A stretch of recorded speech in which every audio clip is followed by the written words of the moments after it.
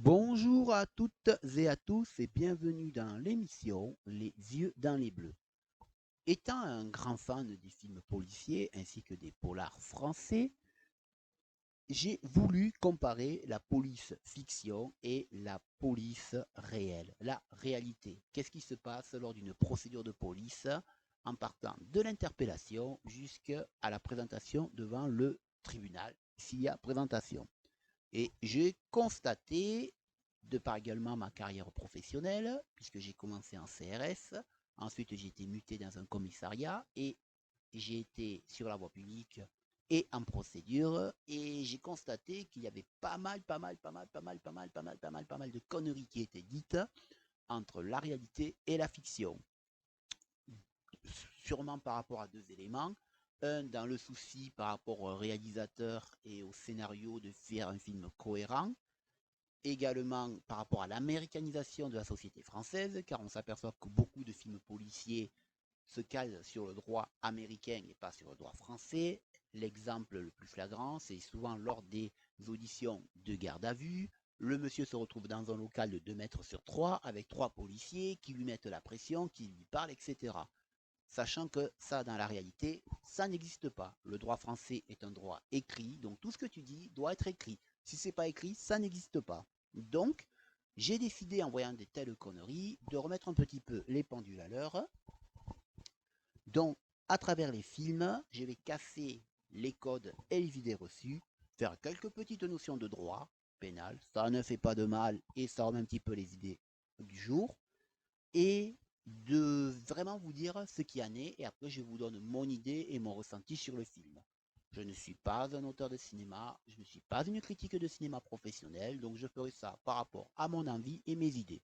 Si ça vous plaît, c'est super. Si des choses ne vous plaisent pas, n'hésitez pas de le dire dans les commentaires. Attention, je tiens à dire que les commentaires, ça se fait dans le respect. Toute critique positive est intéressante à entendre. Maintenant, si c'est pour se faire insulter ou quoi que, vous pouvez passer votre chemin. Il y a plein d'autres sites qui sont faits pour ça.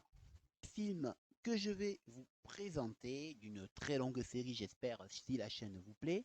Le film Borderline, film réalisé par Olivier Marchal, qui est l'adaptation du livre 96 heures, un commissaire en garde à vue, l'histoire vraie du commissaire Christophe Gravat qui a été placé en garde à vue 4 jours pour des faits très graves.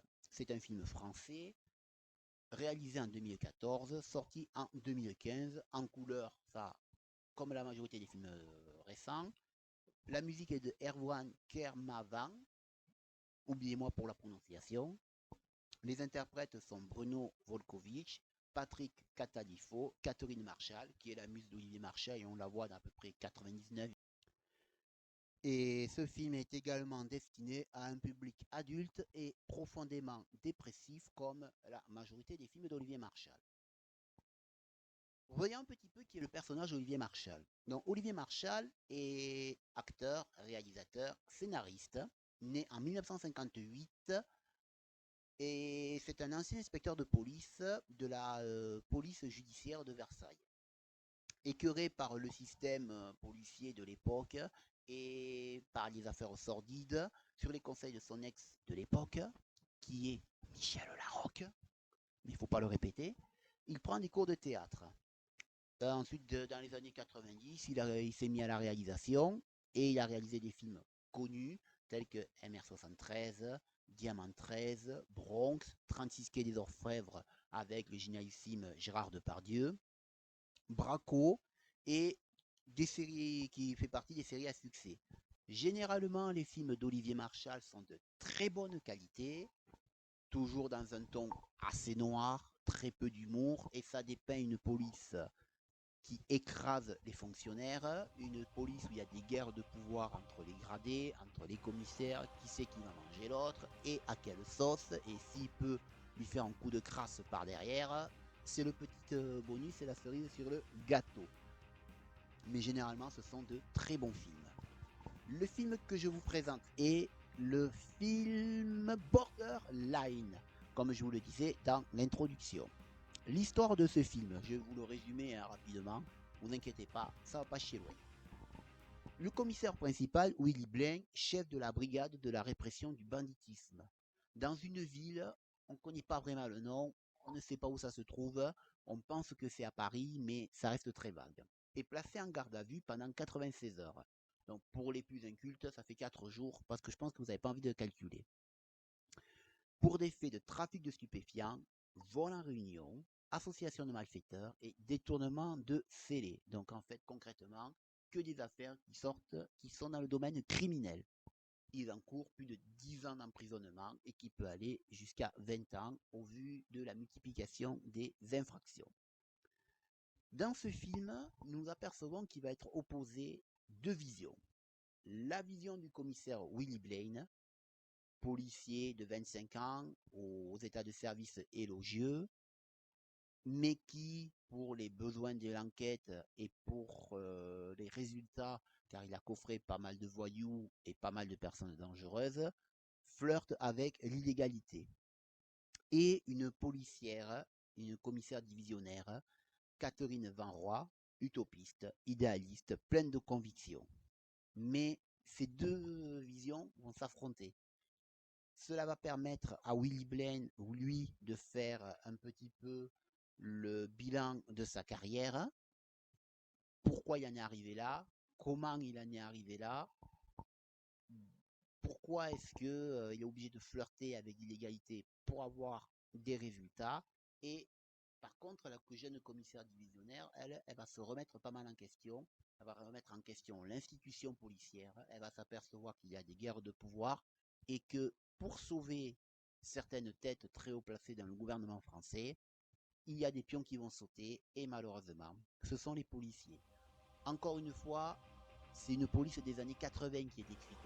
Même si ce sont des moyens modernes, même s'ils montrent une police moderne, c'est plus des fonctionnaires, une police qui a 40 ans. Mais cela reste quand même plus ou moins vrai d'actualité. Et également, on va s'apercevoir qu'elle va être à la fin confrontée à un grave état de conscience.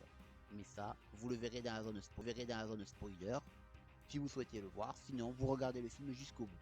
La garde à vue pour les nuls. La garde à vue, c'est comme les impôts, c'est le premier tiers qui fait mal. On va parler sérieusement mais pas trop longtemps, rassurez-vous. L'enquête préliminaire ne peut être décidée que pour les nécessités de l'enquête, à l'encontre de toute personne contre laquelle il existe une ou plusieurs raisons plausibles de soupçonner qu'elle a commis ou tenté de commettre une infraction.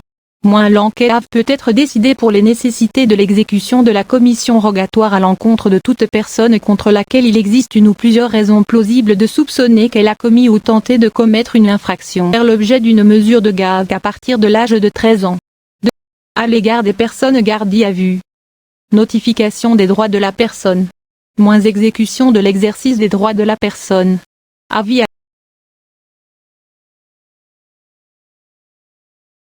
Une fille nue, un film tu commences à me plaire. Bien que je ne comprends le message du réalisateur de montrer des rustines. Nikun. Si je ne veux pas me faire des monétisations la vidéo je suis obligé de cacher, petit coquin vous pensiez voir du cul. Branle-bas de combat, chez les poulets, une unité d'intervention. Tout ce monde pour un commissaire. C'est abusé mais il faut que ce soit spectaculaire. En plus la pluie amplifie le côté dramatique. Petit moment d'amour entre un père et sa fille. Bon moi perso un père qui regarde sa fille comme cela, ça fait un peu pervers sexuel. Continue sur l'intervention de l'équipe et la interpellation musclée devant la fille à écran titre.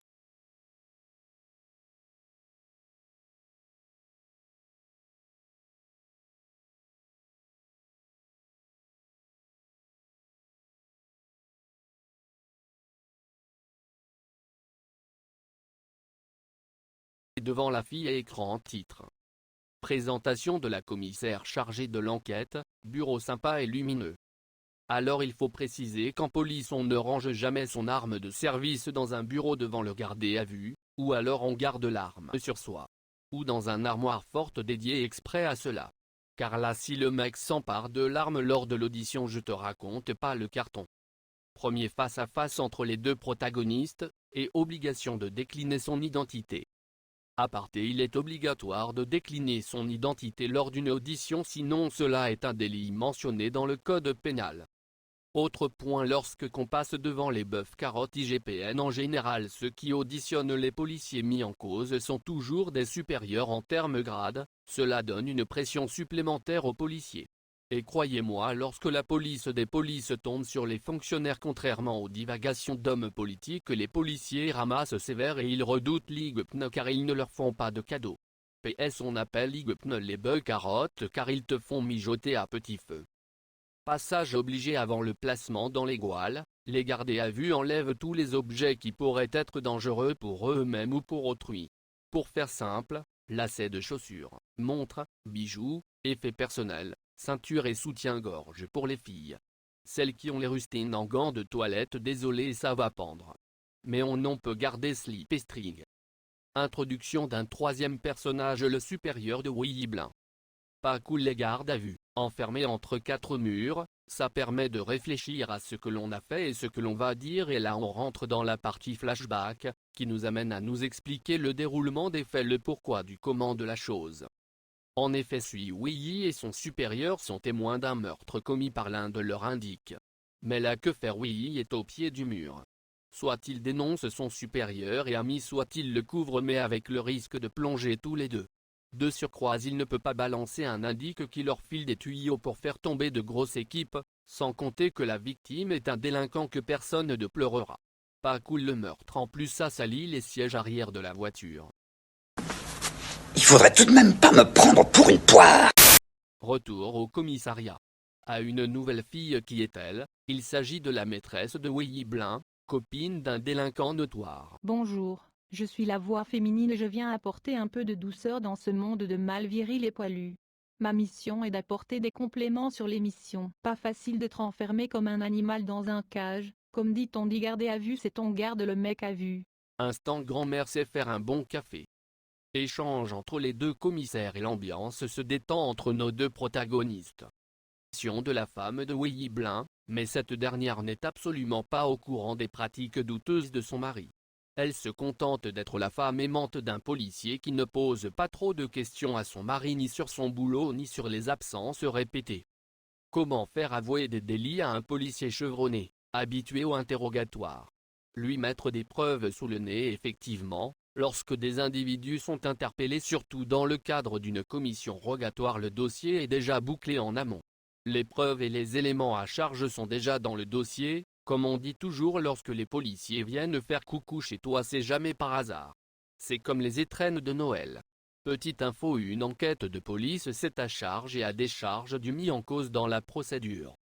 De nouveau, un flashback avec Wei, son ami et son indique. Comment éviter de se faire gauler quand on a fait de la merde? On se trouve dans une boîte de nuit minable avec des putes. Allez, repas de la garde à vue, parlons en, c'est pas top, mais on vous offre le gîte et le couvert, faut pas exagérer quand même. À le cliché des policiers, que la vie professionnelle prime sur la vie personnelle, part vite et rentre tard. Mais cela est vrai dans les services d'enquête, les fonctionnaires font énormément d'heures et c'est difficile de récupérer. Car une enquête de cette envergure, c'est très long et ça demande beaucoup de temps et de moyens. Voilà le chef de l'IGPN, qui lui explique qu'il n'est qu'un fusible et que ce sont les politiques qui tirent les ficelles et la monde pourri.com. Allez, un nouveau flashback, point sur une intervention de police à un péage d'autoroute, dont le résultat n'était pas celui qu'ils attendaient. Effectivement. L'éternel tête-à-tête à ce moment l'année, une complicité entre Blin et la commissaire de l'IGPN, Nikon. La maîtresse de Blin découvre qu'il est flic et qu'il a une famille. Pas cool, mais bon, entre se taper une femme de presque 50 ans alors qu'il a de la viande fraîche à portée de main, le choix est vite fait. Je pense qu'il est sincèrement amoureux d'elle, mais il ne peut pas quitter sa femme. Petit aparté, la plupart des policiers qui ont des maîtresses sont en CRS. Retournons dans un bar glauque. Bon. Petit Twister, on écrase les prix sur la chatte. Ouais, sur toutes nos châteaux de gamme, vous pouvez marchander. C'est une liquidation de chatte. Pas aussi glauque, on n'est pas des bêtes quand même. Toujours dans les bars glauques gérés par des magouilleurs, des escrocs et la mafia. Mais c'est là qu'ils sont les meilleurs tuyaux. Mais le souci, c'est qu'ils flirtent avec l'illégalité. Là nous avons un sujet intéressant, l'ado de bonne famille qui se rebelle suite à la et qui ne comprend pas que son père, qui était un héros, est traîné dans la boue par les médias. Bon, en même temps c'est légion en France. Avant même que l'enquête soit bouclée, les médias jettent les policiers en pâture à la vindicte populaire. C'est un instant Kodak, un instant entre une mère et son fils, la difficulté de concilier métier et vie privée. Ce moment est moins malsain que celui de Blin avec sa fille. Mais heureusement que la Ounou est là. Quand on est patron et que l'on gagne plus de 4000 € par mois, on peut se payer une nounou de nuit, ce qui n'est pas le cas des gardiens de la paix. Alors petit focus sur les horaires des policiers. Il y a ce que l'on appelle les parfumés, eux ils font des horaires de bureau, avec la contrainte que s'il y a une procédure ou un gros dossier à gérer, ils peuvent finir à des heures très tardives dans la soirée. Ensuite les sections qui ont des horaires cycliques H24 qui se relèvent entre le cycle jour et le cycle nuit, les îlotiers qui ont des horaires hebdomadaires en petites et grandes semaines, conséquent certaines unités spécialisées. Vous en conviendrez que je ne connais pas les heures et horaires de ces fonctionnaires. Changement de méthode pour faire parler Blin, un bon vin, un repas en tête à tête et un homme vous dit ce que vous attendez. L'homme est chibrocéphale. 10, 9, 8, 7, 6, 5, 4, 3, 2, 1. Finalement Wei est mis en examen pour les chefs d'accusation qui lui avaient été notifiés lors de sa garde à vue. L'avocat de Wei lui explique qu'il est grave dans la merde mais qu'il s'en sortira avec un contrôle judiciaire restrictif. J'en connais qui vont chier liquide. Le monde se trouve devant un grave choix cornélien. Les informations révélées par Wei pourraient mettre à mal une partie de l'institution, ou faire l'impasse et reprendre une vie normale. Mais finalement elle jettera la clé et proposera à Wei de prendre un verre. Finalement elle s'aperçoit que l'administration n'est pas top mais qu'elle a fait le bon choix. Le juge d'instruction le met en examen pour toutes les conneries qu'il a fait, le met sous contrôle judiciaire, il est relevé de ses fonctions et perd son. À son retour au domicile, sa femme Me revoilà. Nouvelle intervention. Contrairement à ce que l'on voit dans les films ou les séries comme Demain nous appartient, le juge d'instruction n'est pas le procureur de la République. Ce sont des instructions différentes et elles sont indépendantes l'une de l'autre, bien que lorsqu'une personne est mise en examen suite à une enquête de préliminaire ou une flagrant délit, le juge d'instruction se cale sur les informations données par le procureur de la République. À son retour au domicile, sa femme s'est barrée avec les gosses. En même temps, ça fait beaucoup pour une femme, apprendre que son mari est un ripou qui te trompe avec une gamine, qui perd son boulot, son statut. Ben tu te barres et ce qu'elle a fait. Il se rend compte qu'il a tout perdu pour son travail. Et il se réfugie chez son meilleur ami, pas celui qui va aller en prison mais l'autre, l'alcool. Et là, retournement de situation, copain de la maîtresse de... Le joli petit mot tu la sens, la grosse solitude et les moments de branlette en solitaire sniff. C'est mieux que la savonnette dans les douches. Son supérieur et ami lui n'a pas eu cette chance, il part directement en détention et autant dire qu'un policier en prison, ça va être test dur et son sphincter va se dilater fortement sous la pression à quatre pattes Simone. Il faut préciser que les policiers en prison font l'objet d'une attention particulière. Plusieurs raisons. Les prisonniers risquent de leur faire la peau et l'autre, ce ne sont pas des personnes habituées à ce genre de population et de milieu et le risque de suicide est très élevé. Wei, qui est un petit délinquant notoire, se venge et tue Wei pendant que l'autre commissaire l'attend pour boire une verre. Mais bon, vu qu'il est plus froid qu'une glace, il va attendre longtemps. Et c'est la fin de Borderline.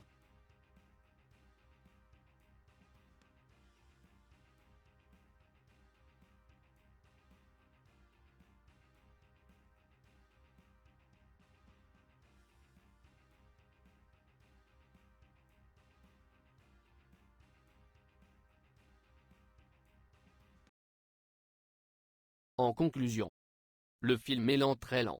Un peu trop lent à mon goût. Les décors. Les décors sont minimalistes et glauques comme dans tous les films de Marshall. On est dans une ville inconnue mais on suppose qu'il s'agit de Paris de par l'architecture et les monuments. La couleur reste bleutée, comme à son habitude les locaux de police sont glauques, obscurs et dépourvus d'humanité. La cellule de garde à vue est minimaliste comme dans la réalité, 4 murs, un plexiglas et roulé jeunesse. Seul le bureau de commissaire qui mène l'enquête est lumineux. À travers cet effet de style, voulait-il dire que le commissaire Van Roy représentait la lumière, la pureté, la vérité, alors que son supérieur a un bureau certes beau et propre mais sombre parce qu'il est pourri jusqu'à l'eau. Les scènes dans le bar sont poisseuses, ce qui nous démontre un milieu malsain mais nécessaire pour obtenir des informations. Les policiers ferment les yeux sur certains faits et arrangent les délinquants afin d'obtenir plus de renseignements sur des grosses affaires.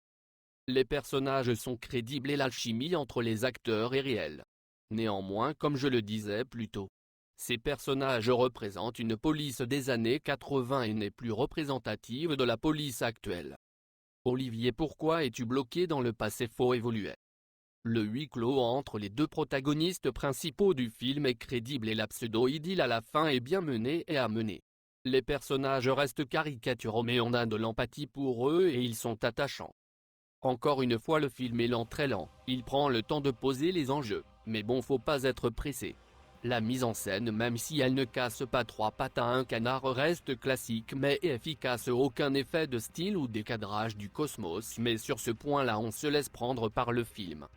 Pour conclure, il s'agit d'un très bon film policier. Sur une échelle de 10 je lui attribue une note 8, car comme je l'ai déjà dit, la seule ombre au tableau est le rythme très lent, ce qui en cas de grosse fatigue peut vous aider à dormir. J'ai dû le regarder 3 fois car la première fois j'ai dû m'endormir, la deuxième fois pareil et la troisième fois j'ai réussi. Vous savez ce qui va me manquer La le plus de prochaine vous, capitaine? vidéo sera Quoi donc? différente de la première. Je vais vous Votre montrer incroyable des sourire. films sur le même thème qui peuvent traiter de la même chose mais l'un avec bienveillance et l'autre pour casser le cul.